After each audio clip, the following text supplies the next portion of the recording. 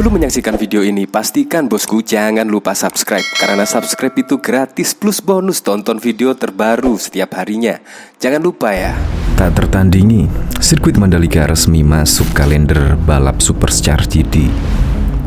Setelah sukses menggelar 2 ajang balap sepeda motor paling bergengsi di dunia, yaitu MotoGP dan Superbike, sirkuit Mandalika akan melakukan debutnya di balapan mobil yang bukan sembarangan, tetapi jenis supercar.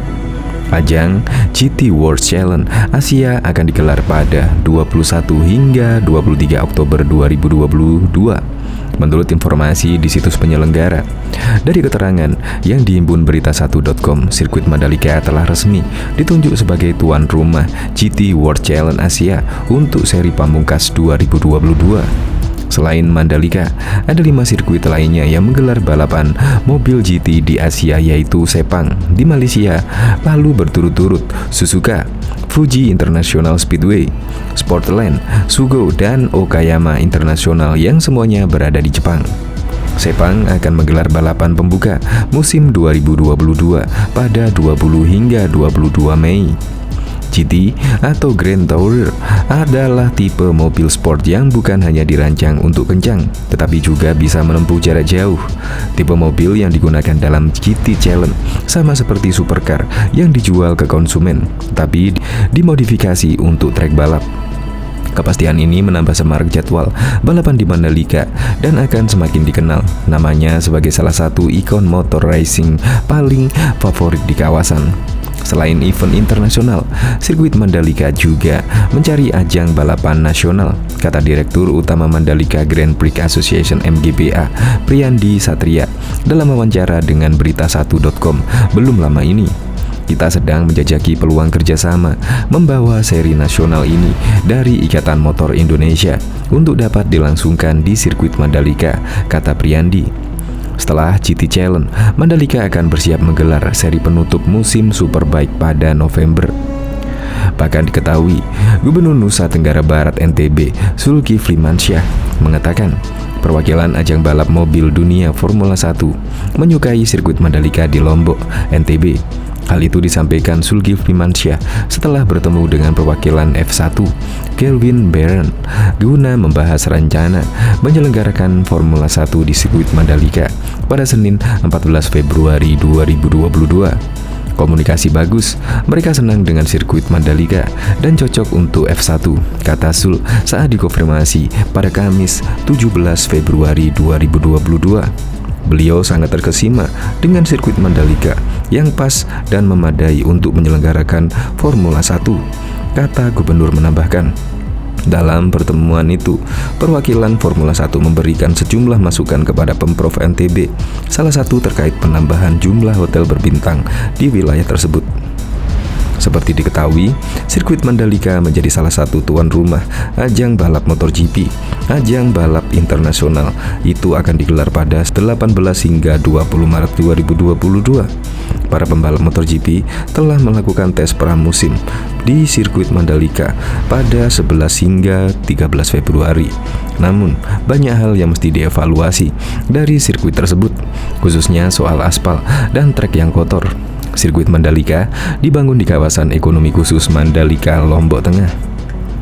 Diketahui juga, gelaran MotoGP di sirkuit Mandalika bukan yang terakhir.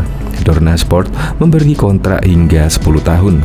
Hal tersebut disampaikan Ketua Ikatan Motor Indonesia IMI, Bambang Susatyo. Menurut dia, kontrak MotoGP Mandalika hingga 10 tahun mendatang. Karenanya, masih akan ada balapan-balapan lainnya di seri Indonesia GP di sirkuit Mandalika, mengacu pada kontrak tersebut. Bambang Susatyo menyatakan, MotoGP Mandalika bukan yang pertama dan terakhir, sebab masih akan ada seri-seri berikutnya. Seperti diketahui, MotoGP Mandalika sukses menjadi perbincangan internasional.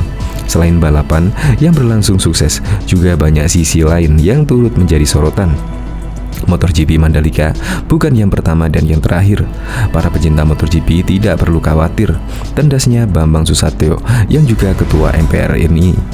Diungkapkannya, MotoGP Mandalika 2022 adalah gerbang pembuka yang diharapkan dapat menunjukkan bahwa Indonesia sejajar dengan negara lain. Ini menunjukkan bahwa Indonesia telah sejajar dengan negara-negara besar lainnya, tugas Bambang Susatyo. Dia bersyukur berkat kerja keras pemerintahan Presiden Joko Widodo menyelenggarakan MotoGP yang sudah dinantikan selama 25 tahun. Akhirnya balapan bergengsi tersebut bisa sukses terselenggara. Indonesia telah menjadi tuan rumah yang sangat baik dan memberikan kesan mendalam bagi para pembalap dan kru yang datang.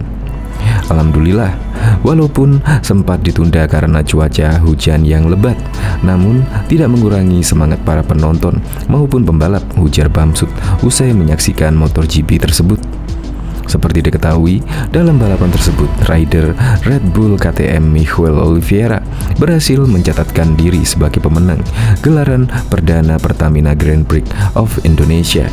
Oliveira menjadi yang tercepat dalam 20 lap dengan catatan waktu 33 menit 27 detik, disusul Fabio Quartararo yang di posisi kedua dan Jack Miller di posisi yang ketiga.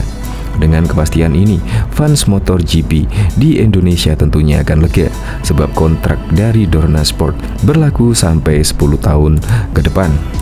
Sirkuit Mandalika juga akan menggelar event kelas internasional lain usai MotoGP Mandalika 2022, yaitu JT World Challenge Asia pada Oktober mendatang. Dalam situs resmi JT World Challenge Asia, seri di sirkuit Mandalika akan dilangsungkan pada 21 sampai 23 Oktober 2022. Sirkuit Mandalika tercatat menjadi seri ke-6 setelah sirkuit Sepang pada Mei, sirkuit Suzuka dan Fuji yang keduanya digelar pada Juli, sirkuit Sugo pada Agustus dan sirkuit Okayama pada September. GT World Challenge Asia merupakan ajang balap mobil sport atau Grand Tourer di level Asia.